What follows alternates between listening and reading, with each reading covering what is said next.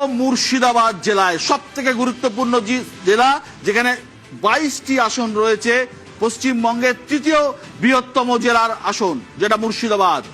মুর্শিদাবাদের total seat 22। 2021-এ 20টা তৃণমূলের দখলে গিয়েছিল, দুটি গিয়েছিল বিজেপির দখলে। 2024-এর লোকসভা ভোট অনুযায়ী 14টা তৃণমূল, 3টে বিজেপি আর 5টা বাম কংগ্রেস জোট ছিল। এবারে মুর্শিদাবাদে কি হবে? 2026 মুর্শিদাবাদ খুব ইম্পর্টেন্ট জায়গা। তার কারণ নীলাদ্রিদা যেটা বলছেন সেটা হচ্ছে মুসলমান ভোট তৃণমূলে যাচ্ছে, তাহলে কংগ্রেস কোনো সিট পাবে না, তাহলে তৃণমূলের আসন বাড়বে। আর মুসলমান ভোট যদি ভাগ হয় তাহলে কংগ্রেস আসন পাবে। সুতরাং খুব ইম্পর্টেন্ট জায়গা মুর্শিদাবাদ। মুর্শিদাবাদ আর ফারাক্কা কংগ্রেসের দিকে যাওয়ার সম্ভাবনা প্রবল। শামশেরগঞ্জ তৃণমূল কংগ্রেসের দিকে যাওয়ার সম্ভাবনা প্রবল। সুতি তৃণমূল কংগ্রেসের দিকে যাওয়ার সম্ভাবনা প্রবল। জঙ্গিপুর তৃণমূল কংগ্রেসের দিকে যাচ্ছে। রঘুনাথগঞ্জ তৃণমূল কংগ্রেসের দিকে যাচ্ছে। সাগরদিঘি সিট, এই সিটটা বাইরন বিশ্বাসের সিট, এবং আপনারা জানেন ভোটের পরে বাইরনের নানা রকমের ভাইরাল হয়েছিল। এই সিটটা আমি 50-50 দিচ্ছি, যে কোনো দিকে যেতে পারে। বাইরন জিততেও পারেন, আবার কংগ্রেসও জিততে পারে। এই সিট যে কোনো দিকে যেতে পারে। সাগরদিঘির সিট। লালগোলা সিট কংগ্রেসের দিকে যাওয়ার সম্ভাবনা প্রবল। Bhagwangola seat Trinamool Congress. Raninagar seat Trinamool Congress. Murshidabad seat BJP. একমাত্র সিট যেটা নিশ্চিতভাবেই বিজেপির দিকে যাচ্ছে সেটা হচ্ছে মুর্শিদাবাদ। গতবারও গিয়েছিল মুর্শিদাবাদ সিট। নবগ্রাম তৃণমূল কংগ্রেস। খড়গ্রাম তৃণমূল কংগ্রেস। বড়োয়া জীবন কৃষ্ণ সাহা ইডি অ্যারেস্ট করেছিল, এবং এই সিটটি কিন্তু এবার বিজেপির দিকে যাওয়ার সম্ভাবনা প্রবল। কান্দি তৃণমূল কংগ্রেস।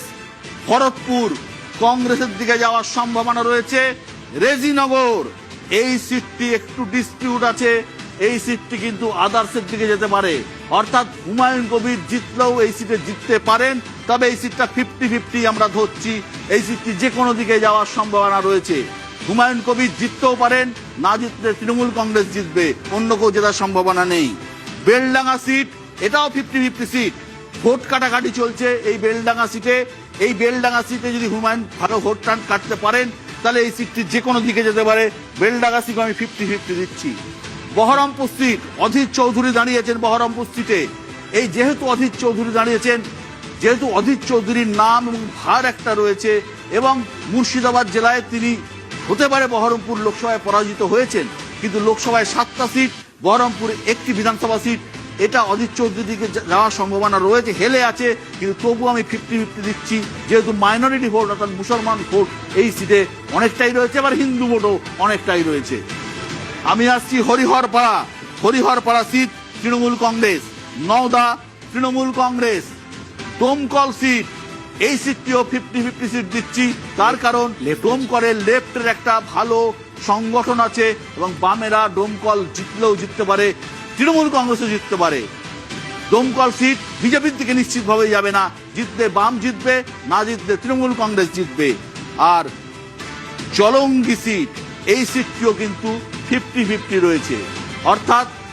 অর্থাৎ মুর্শিদাবাদে টোটাল যে 22টা সিট নিশ্চিতভাবেই তৃণমূল কংগ্রেসের দিকে যাচ্ছে।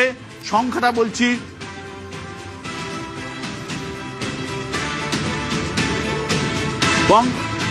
মুর্শিদাবাদে 22টা সিটের মধ্যে 50-50 গুলো দাও। মুর্শিদাবাদ 22টা সিটের মধ্যে তৃণমূল কংগ্রেস নিশ্চিতভাবেই 12, না একটু 11, বিজেপি 2, কংগ্রেস 3, লেফট 1, এবং 50-50 6টা। না না না, ভুল হচ্ছে 23 হয়ে যাচ্ছে,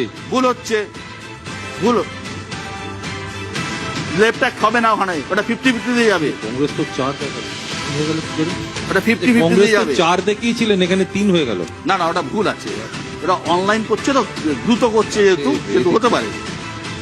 হ্যাঁ, 11, 2, কংগ্রেস 3, এবং 6টা সিট এবং আমার নিজের ধারণা এই 6টা সিট তৃণমূলের দিকে যেতে পারে। এখানে বিজেপির পাওয়ার কোনো চান্স নেই। 2টি সিট বাদে বিজেপির আর কোথাও পাওয়ার চান্স নেই।